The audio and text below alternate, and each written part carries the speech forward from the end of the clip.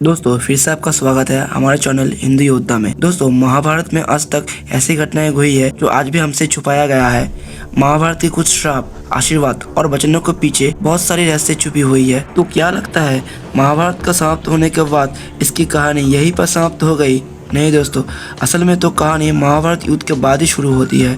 आखिर आज तक अश्वत्थामा क्यों जीवित है, इसके पीछे का कारण क्या है, इससे आप शायद ही जानते होंगे। दोस्तों आज हम जिस मॉडर्न वर्ल्ड में रहते हैं वो भले ही साइंटिस्ट और टेक्नोलॉजी की फील्ड में बहुत आगे निकल चुका है, लेकिन दोस्तों साइंस ईश्वर से बड़ा नहीं हो सकता है। आज हम 21st सेंचुरी में रहते हैं। हाँ, हम मानते हैं कि आज के समय पर साइंस और टेक्नोलॉजी का समय है, लेकिन विज्ञान ईश्वर से बड़ा नहीं हो सकता। दोस्तों अगर विज्ञान ईश्वर से बड़ा होता तो वो हर एक चीज का पता लगा लेते, जैसे ह्यूमंस की बॉडी में ऑर्गन्स कैसे ऑटोमेटिकली डेवलप हो जाते हैं या फिर कैसे किसी ऑर्गन्स में जान आ जाती है। और यही बात का पता विज्ञान आज तक नहीं लगा पाया। अगर विज्ञान सब कुछ पता लगा सकता है तो वो ये भी बता सकता है कि ग्रहों की उत्पत्ति कैसे हुई। तो दोस्तों चलिए आज हम आपके सामने महाभारत के कुछ ऐसे रहस्य के पेश करेंगे जिन्हें जान के आपको बहुत कुछ सीखने को मिलेगा। तो दोस्तों महाभारत का सबसे पहला रहस्य है कि अश्वत्थामा आज भी जीवित है, क्योंकि भगवान श्री कृष्ण ने उसे युगों युगों तक भटकने का श्राप दिया था। जब कलयुग के अंत में जब भगवान विष्णु कल की अवतार लेंगे तब अश्वत्थामा उनका साथ देंगे धर्म की स्थापना के लिए। नंबर 2, 18 संख्या का रहस्य। इस युद्ध में 18 संख्या का बहुत ज्यादा महत्व है, क्योंकि महाभारत के पुस्तक में भी 18 अध्याय है और श्री कृष्ण ने अर्जुन को 18 दिनों तक ज्ञान दिया था और कुल 18 दिनों तक युद्ध चला और गीता में भी 18 अध्याय है। इस युद्ध के प्रमुख सूत्रधर भी 18 थे। इस युद्ध में कुल 18 योद्धा ही बचा था।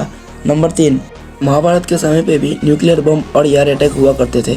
मोहनजोदड़ो की जब खुदाई की गई तब इसमें कुछ कंकाल ऐसे मिले जिसमें रेडिएशन पाया गया था। अब सवाल यह उठता है कि उस समय ब्रह्मास्त्र इतना विस्फोटक था, क्या वही परमाणु बम था? क्योंकि जब ब्रह्मास्त्र चलता था तब तेज गति से हवा चलने लगती थी। सभी के सभी पेड़ पौधे, जीव जंतु सभी के सभी तहस नहस हो जाते थे। तो सोचिए आज का जो टेक्नोलॉजी है इससे महाभारत के समय कितना ज़्यादा आधुनिक रहा होगा। नंबर 4, महाभारत के युद्ध में कई सारे विदेशी योद्धा भी शामिल थे, जैसे कि इस वार में मेडिकोनिया, अमेरिका, ग्रीस और रोमान देश के योद्धा भी शामिल थे। तो इस बात से हम कह सकते हैं कि महाभारत का जो युद्ध था वो दुनिया का सबसे पहला वर्ल्ड वार था। नंबर 5, दोस्तों मैं अगर आपसे ये बात पूछूं कि महाभारत किसने लिखी तो आप में से सबका जवाब होगा महर्षि वेदव्यास ने, लेकिन ये अधूरा सच है। दोस्तों वेदव्यास कोई नाम नहीं है, ये एक उपाधि है जो वेदों को ज्ञान रखने वालों को दिया जाता था। कृष्ण द्वैपायन से पहले 27 वेदव्यास हो चुके थे, जबकि वो खुद 28वें वेदव्यास थे। दोस्तों इस वजह से वो वेदव्यास नहीं बल्कि कृष्ण द्वैपायन वेदव्यास थे। नंबर 6, सभी लोग यही जानते थे कि चक्रव्यूह के अंदर अभिमन्यु की हत्या 7 महारथी ने मिलकर की थी, लेकिन ये सच नहीं है। सच ये है कि अभिमन्यु बड़े ही बहादुरी से 7 में से एक महारथी को मार गिराया था, जिसमें से क्रोधित होकर दुशासन के बेटे ने अभिमन्यु की हत्या कर दी थी। तो दोस्तों आपको ये वीडियो कैसी लगी? अगर अच्छा लगा हो तो इस वीडियो को लाइक और चैनल को सब्सक्राइब करना बिल्कुल ना भूलें।